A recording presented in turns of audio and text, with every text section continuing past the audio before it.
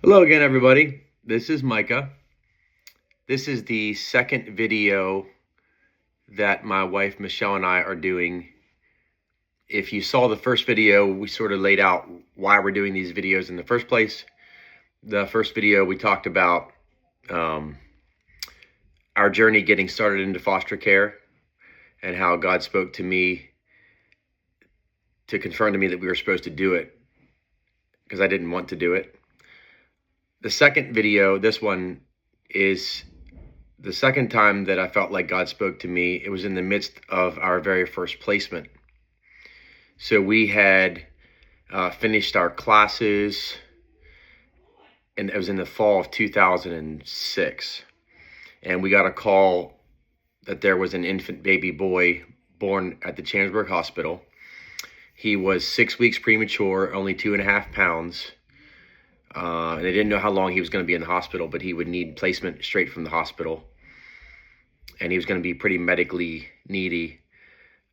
So he was born at the end of October, and he came to us about 2 weeks before Christmas. So he was in the hospital for about 6 weeks. A very unstable time for him, obviously. And so he was just very medically needy. His routine, like, he had very bad reflux, so he could only eat like an ounce or two of formula at a time, and even some of that he would spit back up. He had trouble breathing because his lungs were still developing. Fortunately, little shout out to Nanny. We had a nurse that worked at the hospital that we had met years before, and she just really took to Christian. And she only lived about a mile from our house. And so we called on her a lot during that time.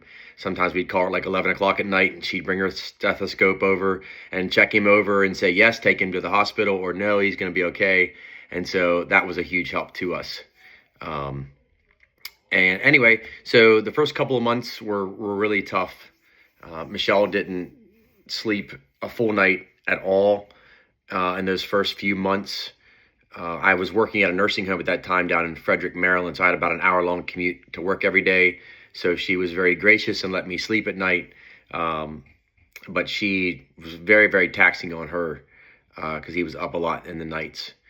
And then so he came to us in December. In February, just 2 months later, I had a very bad flare-up with my arthritic condition that I have. So just a very quick backstory. When I was about 12 years old, I started having pretty significant joint pain, specifically in my right knee. Met with multiple different doctors over about a 2-year period, ended up getting diagnosed with what's called ankylosing spondylitis. And so I lived in a moderate amount of daily pain throughout my teenage years and up through this time. But I had a very bad flare-up right after Christian came to us, and specifically in my left knee and my right foot. And my grandmother passed away. My dad's mom passed away, and her funeral was scheduled on a Monday morning. The night before, the Sunday evening before, we had the viewing. I actually had to use a cane to get around at the viewing, which was kind of embarrassing. You're 27 years old and you're using a cane. But I was in a lot of pain. I had never been in that much pain before. Up until this point, the arthritis had never put me on my back where I couldn't walk. So left the viewing. We went to my in-laws' house to spend the night because they were going to watch the babies for us the next morning, Ava and Christian, while we went to the funeral. And I had a really hard time getting into their house that night. Got in, fell asleep on the couch, woke up about 3 o'clock in the morning, and I was just in a lot of pain. I was like physically just shaking. I felt sick. I didn't know what to make of this. And so Michelle was sleeping in the living room with me. She went and got my brother-in-law and my father-in-law come out and actually physically had to pick me up and carry me to our vehicle. Michelle drove me to the hospital. And my thinking was, if I can get some fluid drained off my knee, maybe get a cortisone injection in my foot, something to just to get me so we can go to the funeral, get through the funeral, and then kind of take it from there. But I ended up getting admitted for pain management, and so I missed my grandmother's funeral, and I was in the hospital from Monday morning till I got discharged on Wednesday. And so the next couple of months was pretty tough sledding for our family. I could only work about half days at work, and even with only working half days, I was exhausted when I got home. So we ended up just actually moving in with my in-laws, which wasn't a bad thing. I get along very well with my in-laws, but it was just, I had two kids. We had two very small children, and I really couldn't help much, and I couldn't get on the floor and play with them. And it was just ended up being a very, very dark time for me personally. I felt completely useless to my family. I wasn't providing financially. I wasn't helping raise the children. Like it just was a rough time. There was some times whenever Michelle would have to help me get my socks and shoes on in the morning just so I could go to work a little bit. And I just remember there were some times specifically at night, and I would just be laying there in bed and just like tears just rolling down my face. I just like internally crying out to God, like, what are you doing in the midst of this? Like, why are you allowing this to happen? I was starting to get very angry.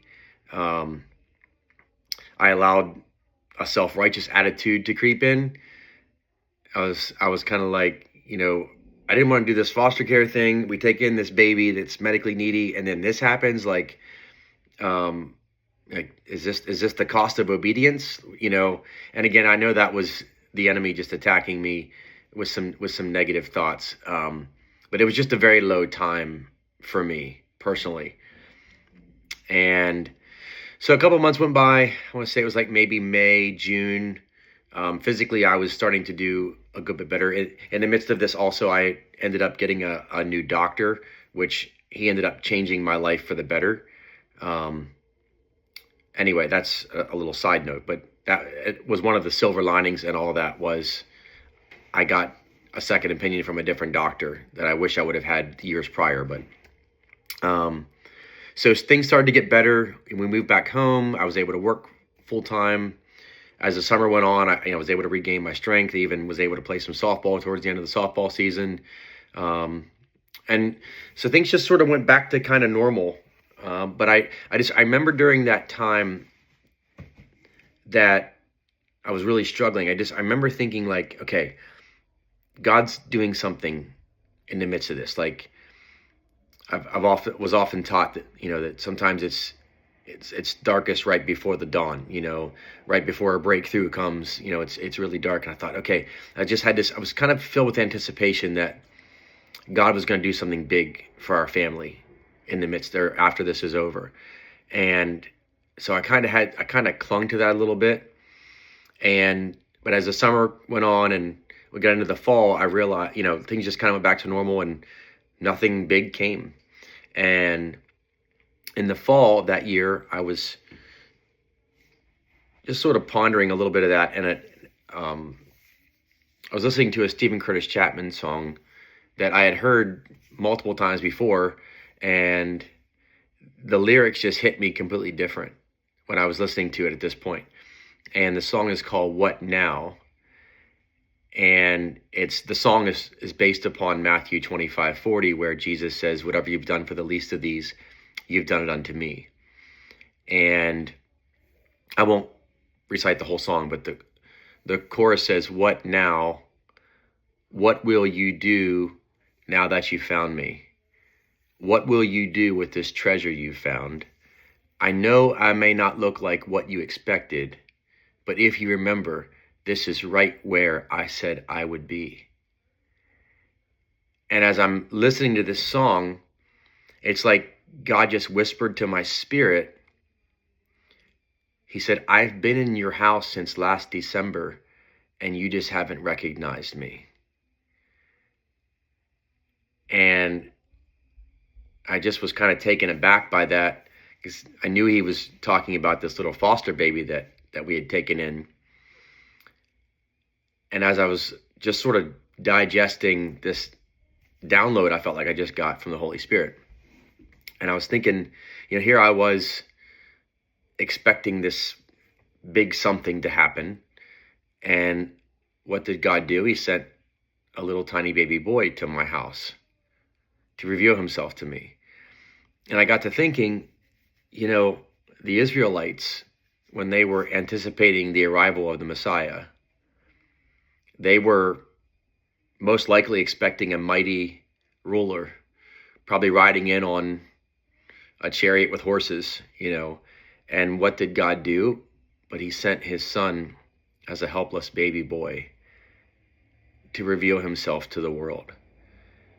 And in that moment, I was just so incredibly humbled that God would choose to reveal himself to me and my family in a similar way.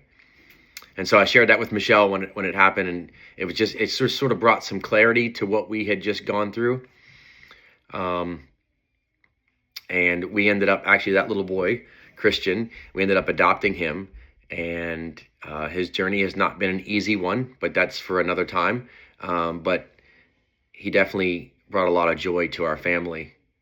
And so that's it for this video. We have a couple more that we want to do. I'm not sure when we'll get them out, but if you know of anyone that might benefit from hearing this, feel free to pass it along. God bless you guys. We'll see you next time.